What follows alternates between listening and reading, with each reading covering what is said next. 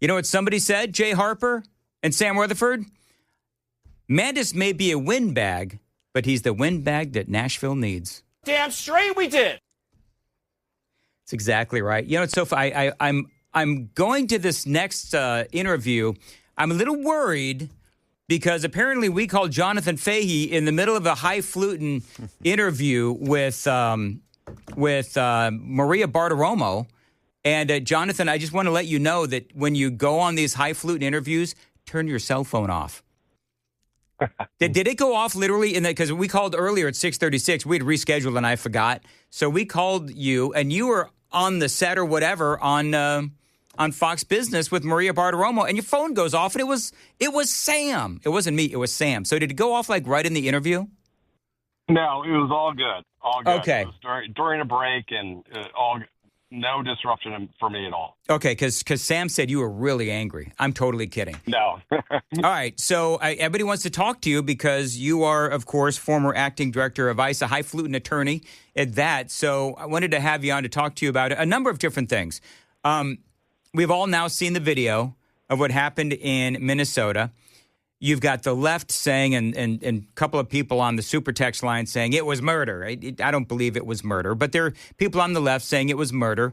Folks on the right saying it was, because it does fall under party lines, people on the right saying it was self-defense. What say you as an attorney?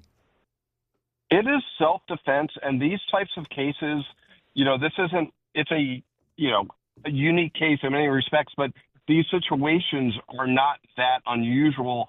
And when you look at the video, this is a typical type of thing that when the FBI looks at this, they will rule that this is self-defense, or that will be their judgment. At least that's my judgment at this point from what I've seen, because it seems very clear that the woman she was given a lawful order, so she was not to get out of the car. She was not free to leave. So that's number one. And then she starts driving towards the officer in a deadly weapon, because a car is a deadly weapon. Getting struck by a car even at 5, 10, 15 miles an hour could kill you or certainly badly injure you. And she drove directly at the officer. So the officer had every right, and I would say more than a right, a responsibility to defend himself and others, because at that point he knows she is fleeing, doesn't know if she's engaged in other criminal conduct as well, and knows there are other agents and officers potentially behind him, as well as members of the public. So all of those reasons, I think required him to use force. It's very sad that someone died, and, I think part of the responsibility should lay at the feet of people like Tim Walz stirring up all of these people. But, yeah, I don't think this will be a close case. However, I think the way it will break down is the federal government will decide not to charge him. The state will probably charge him for political reasons. It will then get dismissed under the supremacy clause, or that would be the argument to dismiss it under the supremacy clause, because the officer has what they call federal officer immunity or supremacy clause immunity, which dates back to, I think, 1890. It's a very established precedent. So, but a long answer to say this was justified. The fact that it's breaking down party lines, I mean, yeah, I know where I come out politically, but I still have done these types of things in a non-political setting, and this is the type of thing that is a classic self-defense and consistent with the way these guys are trained. And those would be interesting guests to get on, but people that train officers teach them a car is a deadly weapon. So, this officer did probably everything he was supposed to do consistently with the way he was trained. There's some people that are saying that Tim Walz, Jacob Fry, that they have some culpability here, some responsibility, because they've been, my phrase that I use, ginning up all of this anger. I spoke earlier about how I believe that the reason why Tim Walz and Jacob Fry and others in the Democrat Party, the reason why they continue to try to gin up all this anger is because they're losing policy-wise. I mean, the economy is getting better, and, we got a lot of, you got the borders closed, and we're trying to get rid of, the illegal aliens and so forth. And, by and large, the Trump administration is doing a lot of good. And I think that the folks on the left are realizing that they're running out of options, and it's time to heading into 2026 and the midterm elections. They need to start their grievance politics again and try to do the whole victim mentality thing and, taking to the streets and all that stuff that they do because they benefit from the chaos.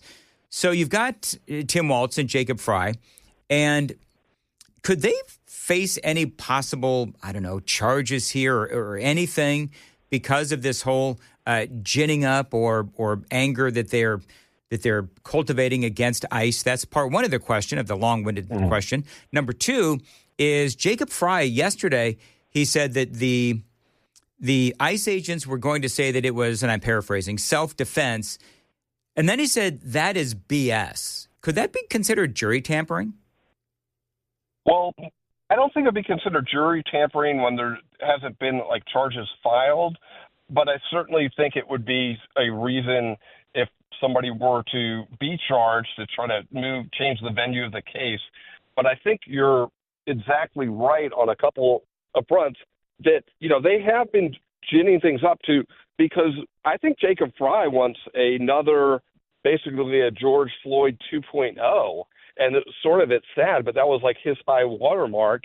And when things are going well policy, the Democrats, what do they want to do? Burn things down, tear things down.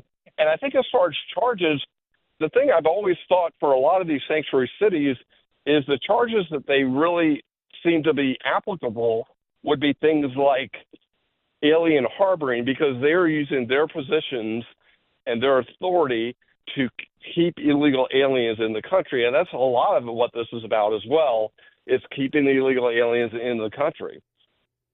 One of the things that is CNN had this morning, I thought it was rather humorous. CNN had this morning where they said that they know what the vehicle was doing moments before the shooting, and it turns out that she was blocking the intersection and the progress of ICE for 3 minutes. Now, I believe that that's probably a crime. I don't know what it would be, but that's number one.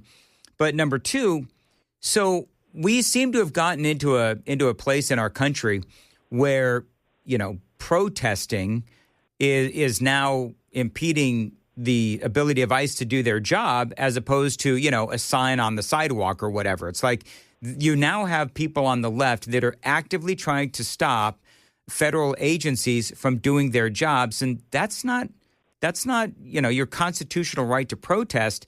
That is impeding an investigation or whatever. Yeah, exactly. And I think that's a really good point, that it's they're not really protesting. They're not trying to get their voice or their opinion heard. They are trying to prevent the agents from doing their job, from accomplishing what they are required to do. So, I think all of that is, just sort of apparent here, that these protesters are disruptors. They're part of the Democrats. We talked about before, they want an open border. They want mass amnesty. So they are doing everything to prevent any deportation they can. And, we've seen it every step of the way. You can't think of a single deportation that they seem to support. And it's really incredible if you think about it. I mean, think how much effort they've spent to, keep Maryland man in the country. It's just astonishing when you think about it. Jonathan, I just had Senator Marsha Blackburn on the radio program, and one of the things that they're looking to do is for all of these, because you and I have talked about the fraudsters, the fraud that is going on in Minnesota as well, particularly the immigration fraud. And so what they are looking to do is denaturalize and deport these fraudsters. And so, you, of course, you're very involved in this kind of thing. What do you think about that idea? Should they immediately be, denaturalized and maybe sent back to where they came from? Is it better for us to put them in a prison here in America? What are the different legal options there?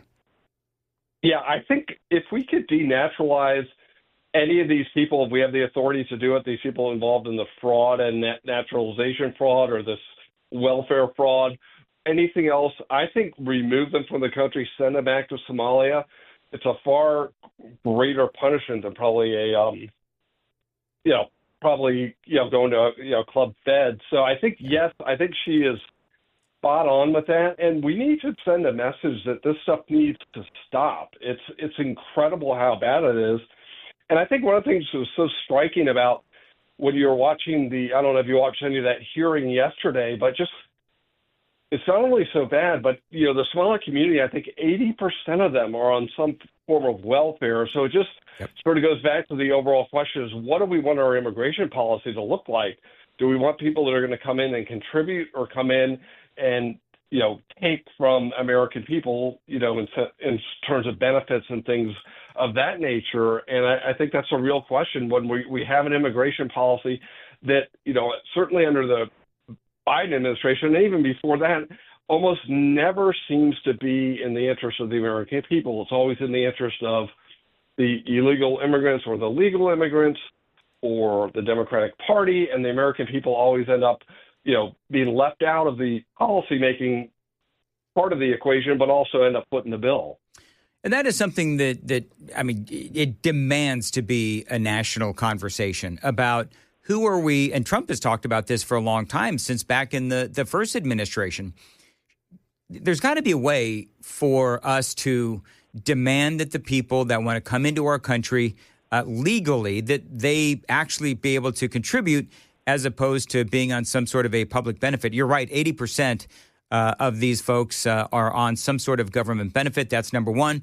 There was also a story that said that 50% of them were here with some sort of immigration fraud. I mean, how difficult, just putting your political hat on, but I mean, why is this so difficult of a concept to understand? I don't want to be on a government benefit, and I also don't want other people to be on a government benefit. If we're going to allow people to come into our country, they need to be able to take advantage of America's opportunities and be able to, contribute and make their own way.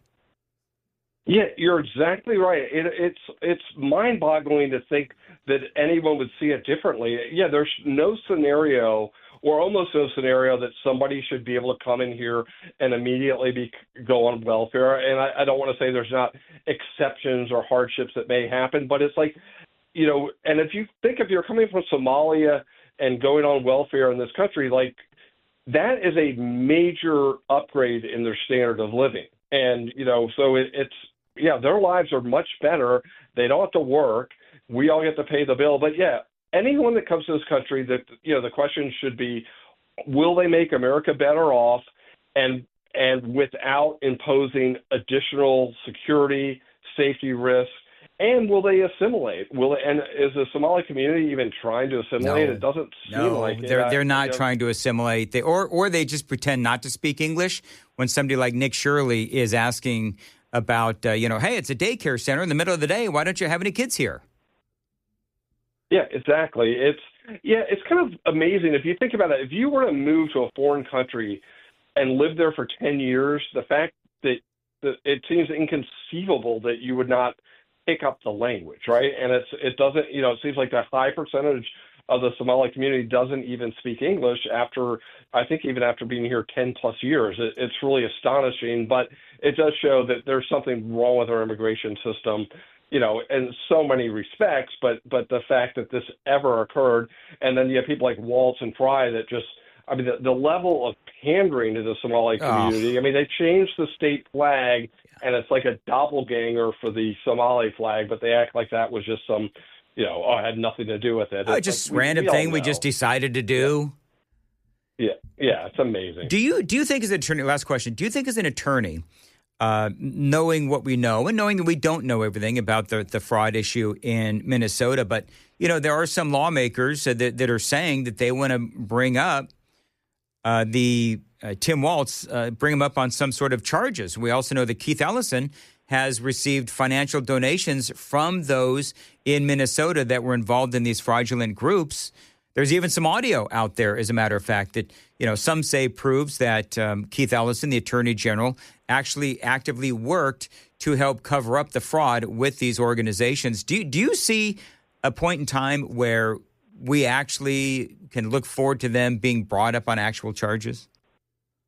My gut feeling, not knowing, only knowing what I see on TV and everything else, I don't think so. I don't think there'll be enough there. I think it was probably going to be more of the world of like just sort of turning a blind eye to things and things of that nature. However, I don't really know what they'll ultimately find out. And I expect when they really dig into this, they're going to be extensive interviewing, looking at records, looking at emails, looking at communications. And that would be the interesting thing to see what they did know, what they did to advance it, what if they did anything to cover it up. And I think that would be the area that I think could be the more likely area that charges could be brought if they knew the fraud was going on, even if they didn't participate in the fraud, but then they try to cover it up for either political or other reasons. That could be a problem for them. All right, Jonathan Fahey, always great to have you on, and we'll talk to you next time. Thank you. All righty. Poor Jonathan had the worst flu. You seen the flu that's going around? We had the worst flu in our house. Somehow, knock on wood, I didn't get it, but man, Riker and Amy, the two of them, Amy's still recovering. She's got a hack like she's been smoking Pall Malls for 20 years. Oh, my gosh. She's trying to sleep last night, and it's like, can you go downstairs and work? Because her desk is right outside my bedroom door. Anyway, whatever. So glad he's feeling better. It is 8:23, and 4913 says, Dan, you are the windbag beneath our wings. Very nice. Do you know what's so funny? I actually don't mind being called a windbag because that's what they said of El Rushbo, right? They always called him a windbag. Now, please understand, there's no way, shape, or form that I am anything up to the level of Rush Limbaugh. However, if somebody calls me a windbag, which is what they used to call El Rushbo, I'll take it. I'll take it. Obviously, Chris is like... Yeah, I was like, finally got some good bumper music. The whole headbanging thing. So it was more of a nod. Okay. Less of a bang. Head nod. Yeah. Okay. Anyway, what is this? Should I even ask? Do I care? A little Eazy-E. Eazy-E? Boys in the Hood. Eazy-E. All right. You know, because he's Easy C. Okay. Can I be Easy D? Okay, guys. Hey, I got called a windbag today. Let's just get back to Journey. For me to ride you like you've never been ridden. All right. Anyway. Yeah, you got called a windbag. I did. And then I get a text from Murphy. And Murphy, did you see the text from Murphy? No. Murphy says, Dan gets called names, so he compares himself to Rush Limbaugh. I need you to bring this up during the crisscross handoff. I was very careful not to say that I'm Rush Limbaugh. Yet. Damn straight we did. At some point, I hope to become Rush Limbaugh. I've only been doing this many, many years. I think I've tapped out on how good I'm going to be. I feel like you've peaked. I peaked. Thank you. I don't know. It didn't offend me the way I think it offended Murphy. You know what, Murphy? I did not see that text. Was it to all? Yeah, it is. All right, there you go. Oh, he put it in the group text. Yeah, I was sending memes. I sent the meme that you sent about the Minnesotans and how they deal with the police authorities to the guys, and then Matt Murphy chimed in about the El Rushbo stuff. All right, very good. Hey, listen, whatever. I'm sure we'll hear about it around 3 o'clock. Did you see his house? His house is really nice. Holy mackerel. Congratulations, Murphy. I know. I'm really happy. Yeah, it looks like a big estate, not just a house. It's the Murphy estate is what it is. Murph Mansion. Listen, if I get kicked out of my house for saying that my wife sounds like she's been smoking a big old pack of Pall Malls because of that post-flu cough, you didn't hear that. Okay. Matt, just so you know, I know that you've got like an entire downstairs I can occupy. So when Amy finally kicks me out, I'm coming to wherever he lives. Mount Pleasant. He's going to be the mayor of Mount Pleasant. Really? Yep. Okay, the mayor of Mount Pleasant. Very good. I'm under the impression that they're gonna need to do some homesteading there on the Murphy Ranch. They're gonna need some chickens. They're gonna need some goats. They need to step it up. I don't know. Is Murphy Show the homesteading kind of guy? I feel like Erica would do chickens, right? Well, Am I wrong for thinking chickens, you got to cut their heads off and eat them, unless you're talking about... Not necessarily. You could just keep them for the eggs. You could, but what happens if the chicken doesn't lay eggs? Then you got to kill them, right? Got it. Otherwise, what good are they? All they do then is just... Buck. That's all they do? Hey, I noticed something. Whatever. Okay. What did you notice? Okay, this is... make sure my audio's up. This is... Jay, you sent this to me. This is Tom Tillis. Correct. Republican Senator, North Carolina. All right. Listen to the outgoing, right? Yeah, I believe so. Turning around and making insane comments about how it is our right to have territory owned by the Kingdom of Denmark. Folks, amateur hour is over. That's Tom Tillis. Yeah, and screw Denmark for the record. Yeah. It is so uncanny how he sounds exactly like, at the time, another outgoing senator, Bob Corker. But no. Gosh, we might poke the bear, is the language I've been hearing in the hallways. We might poke the bear. The president might get upset with us. It's uncanny how they sound exactly. Is it just me? Yeah, I agree. And to me, that guy sounds like Barney Fife. You know, they all sound like rhinos, don't they? Listen again. I'm going to play them both back to back. Turning around and making insane comments about how it is our right to have territory owned by the Kingdom of Denmark. Folks, amateur hour is over.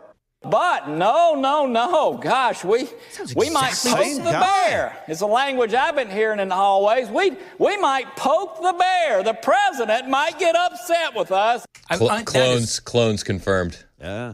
That's what I'm saying. All those rhinos sound alike. What it is. Now do Lindsey Graham. He probably sounds pretty similar, too. He probably does, matter of fact. Probably a little bit more effeminate. I thought that would be a better bit. I guess not. I heard what you said. What? He'd probably sound more effeminate. Lindsey Graham? Lindsey Graham? Lindsey Graham has that accent where you're like, are you gay or just really Southern? Well, having lived in South Carolina, matter of fact, living very close to where Lindsey Graham lived. Anyway, the big rumor down there is that he is, in fact, a little light in the loafers. He's never married. So, not that that's necessarily a Jay, just so we're clear, but, you could say gay. Okay, well. Chris says it all the time. He has an affinity for skipping. Oh, my goodness. He doesn't like the ladies. He likes war, though. He does like war. He likes bombing stuff. He likes those missiles. He Lindsey does. Graham likes those missiles. He loves those missiles. They're a little phallic. Why do you guys always do this? I always feel like I'm about to get in You're trouble. the one that brought up the missiles exploding. Spare me. Yeah, yesterday it was Chicago where we went off in the ditch on that. Mm-hmm. Yeah. All right. Anyway, Sam sent me something as well. Do you have that queued up, Sam? So I've got the Representative Gill audio. Brandon Gill. Yeah, absolutely lays in about the misuse of federal funds in Minnesota. Brandon Gill's pretty based. He is. He is turned into one of my favorite non-Tennessee congressmen. So is it just me, or when somebody kind of feels like they pop out of nowhere and you really like them, it just makes you immediately suspicious of them? No. Yeah. Really? No. Immediately. If I feel like if you come out of nowhere and then you're saying base things, I'm like, okay, a little too good to be true. Are you hitching onto the bandwagon? Well, I did a dig on him. Well, Brandon Gill's been around a while. Yeah, and he actually did a lot of conservative stuff and ran conservative papers in college and started a conservative media company. And you know who he's married to? Who? Dinesh D'Souza's daughter. Oh, okay. Wow. Danielle Okay. D'Souza. Colonialism strikes again. Jeez. Okay, go ahead and play that Brandon Gill audio, would you? Let me ask you, does large-scale Somali immigration make Minnesota stronger or weaker? Certainly stronger.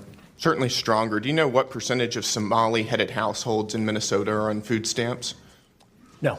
54%. Do you know what that number is for native Minnesota-headed households? Well, to be clear, a majority of the... It's 7%. There's a big difference between 54% and 7%, is there not? Excuse me, sir, could I answer the question? Let me move on. We've got a lot of questions here. What percentage of Somali-headed households in Minnesota are on Medicaid? I don't know. It's 73%. Do you know what that number is for Minnesota native households? Again, you're using the phrase Minnesota native households, but the majority... The number is 18%. That's quite an astounding difference. I think we would agree. Can I answer the question, please? Let me ask you one more, and then we can go on to that. What percentage of Somali-headed households are on welfare in general? I don't know. It's 81%. What about, let me just ask you, after 10 years of being in the United States, what percentage of Somali immigrant households continue to be on welfare? I don't know. The number is 78%.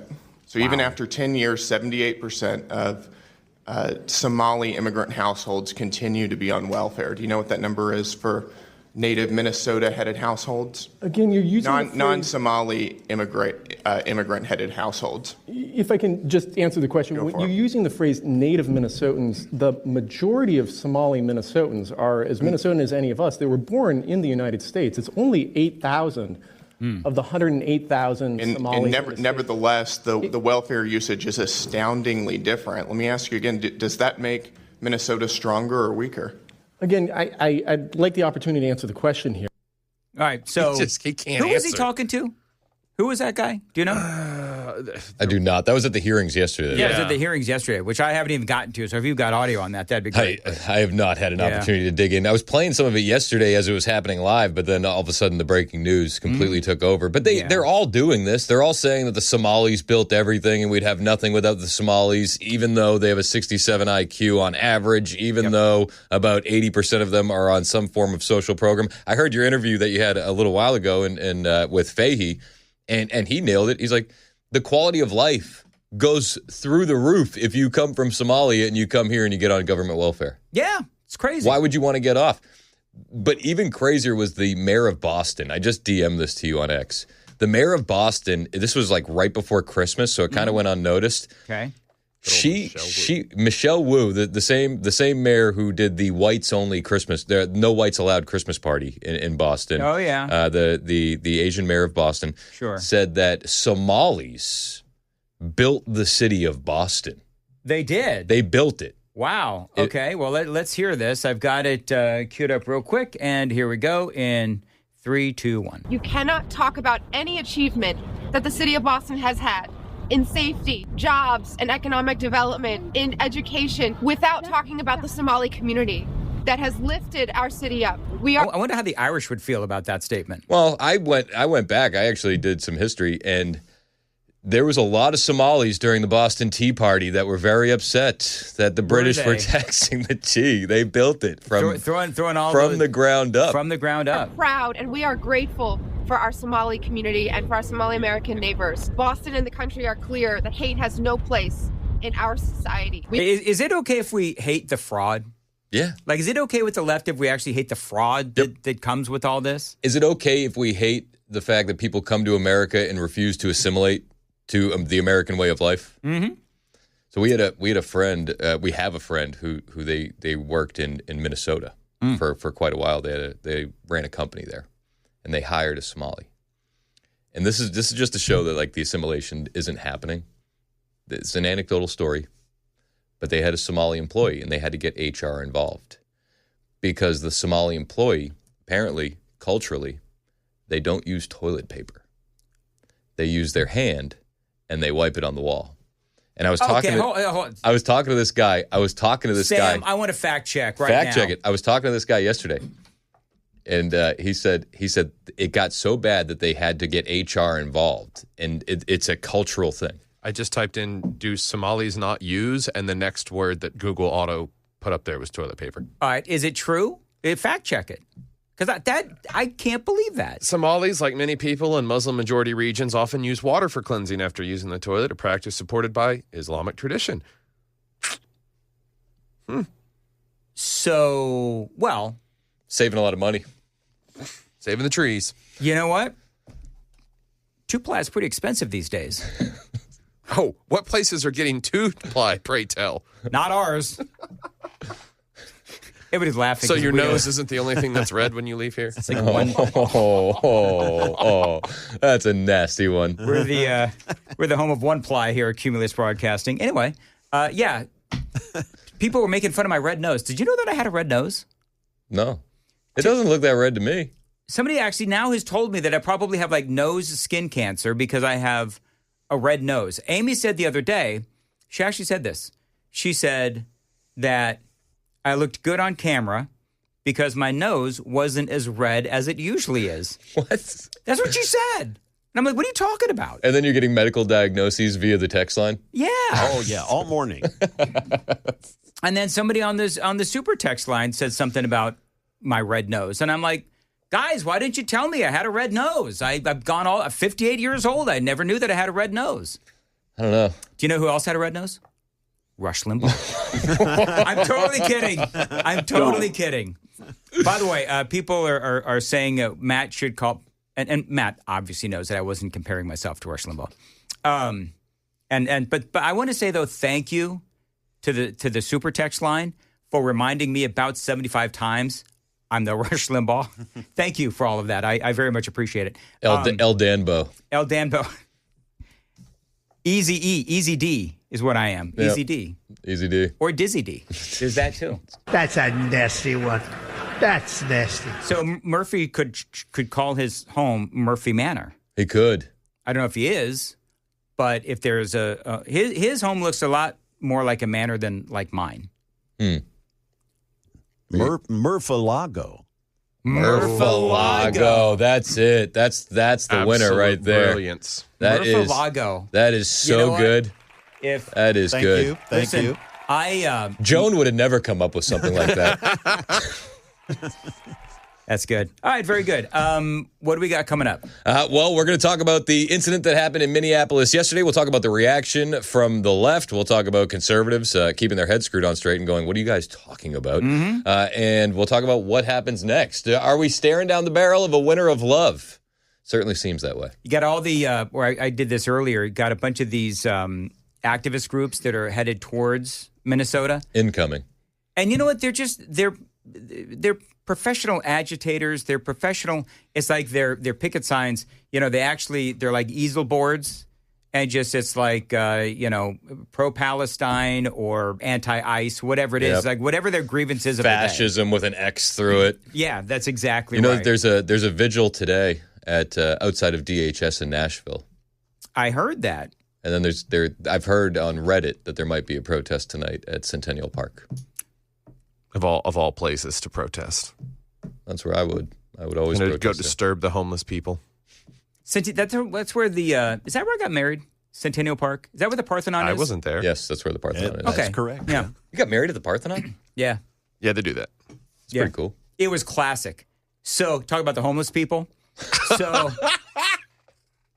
Were they your ushers? We were getting ready to get married, and there's like a homeless guy there. They said we don't have a ring bearer, so you went full Happy Gilmore and went and grabbed one of the guys outside. I said to my wedding planner, the best wedding planner ever, and I said, we got to do something about the homeless person. Because literally the homeless person was where Amy and I were going to stand to get married. And you should have left him. It would have been way funnier. Yeah, great wedding photos. That's what I said to Amy. I said, you've got to see the humor in this. And she clearly did not. So I didn't say that again. Anyway, so he eventually, I think my wedding planner may have given him like $10 to move. How awesome would it have been, though, if like you guys are standing there, staring at each other lovingly, and then like the lower third of the picture, there's a guy just laying down. Laying there, newspapers as a blanket and the whole thing. Yes.